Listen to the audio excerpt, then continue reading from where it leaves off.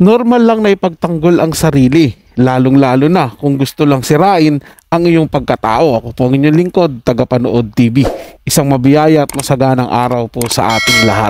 Welcome back po dito sa ating YouTube channel at Facebook page. Maraming salamat po sa inyong walang sawang suporta at pagtangkilik po dito sa ating channel. Ngayong araw po ang ating pag-uusapan at bibigyan ng komento, reaction, opinion ay ang balitang Vic Sotto sinabihang masyadong defensive ni Daryl Yap, at yan po'y galing sa channel ni Showbiz Snap. Nasa description po yung link ng kanyang channel, bisitahin po at pakisuportahan na rin. At sa mga bagong napadaan lang po dito sa ating channel, huwag niyo po sanang kalimutan na mag-subscribe. Hit niyo na rin po notification bell para lagi po kayong updated sa mga bago pang video na ating ilalabas. Share, like, and comment din po kayo mga tagapanood. Atin yung babasahin at pupusuhan. Kaya naman wag na natin patagalin to. Simulan na po natin ang ating reaction video sa araw na to mga tagapanood.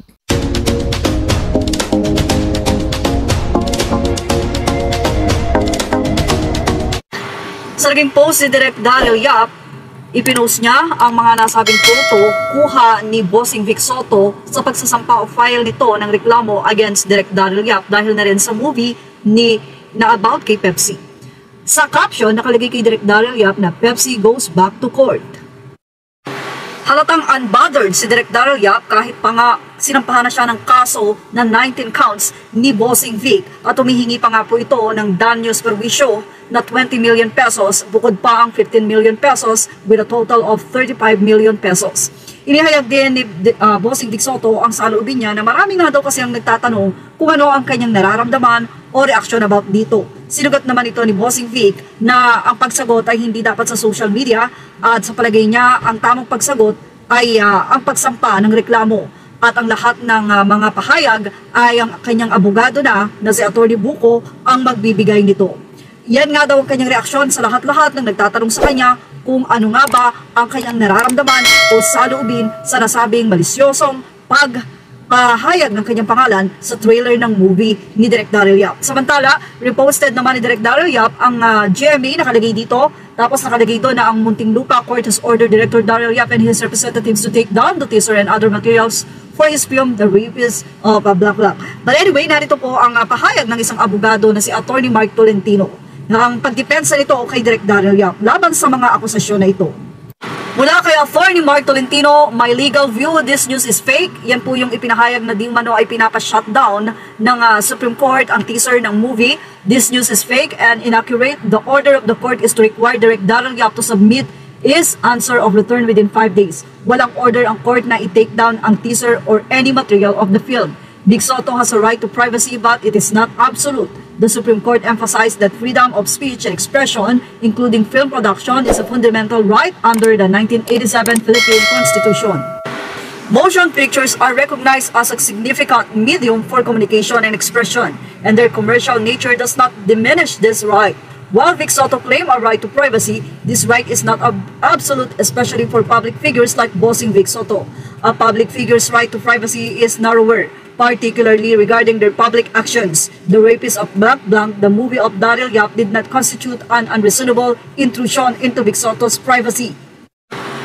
The production of the movie of the Rapist of Black Black should continue, provided it will not explore Vic Sotto's private life or intimate details without his consent. The movie of Pepsi Paloma is not about the private life of Bossing Vic. Idol, huwag kang masyadong defensive. Hayaan mo ang taong bayan manood and sila na ang manghusga sa katotohanan. Samantala, mula naman sa legal counsel o legal team ni Vic Sotto, lilinawin ko lang po, wala pong rape.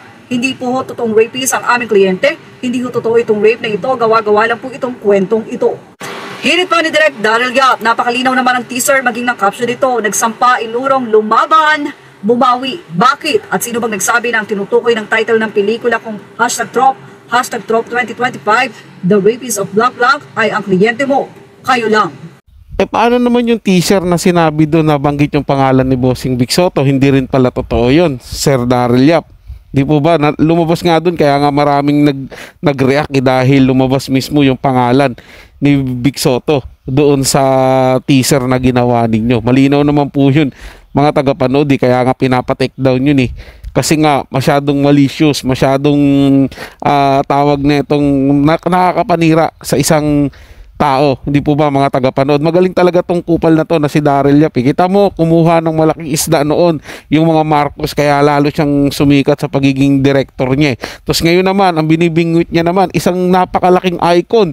Vic Soto lang naman po yan, mga tagapanood. Kaya lalo na naman siyang sisikat at pag-uusapan. Ako naniniwala na yung ginagawa nito ni Daryl Yap, meron din tong karma.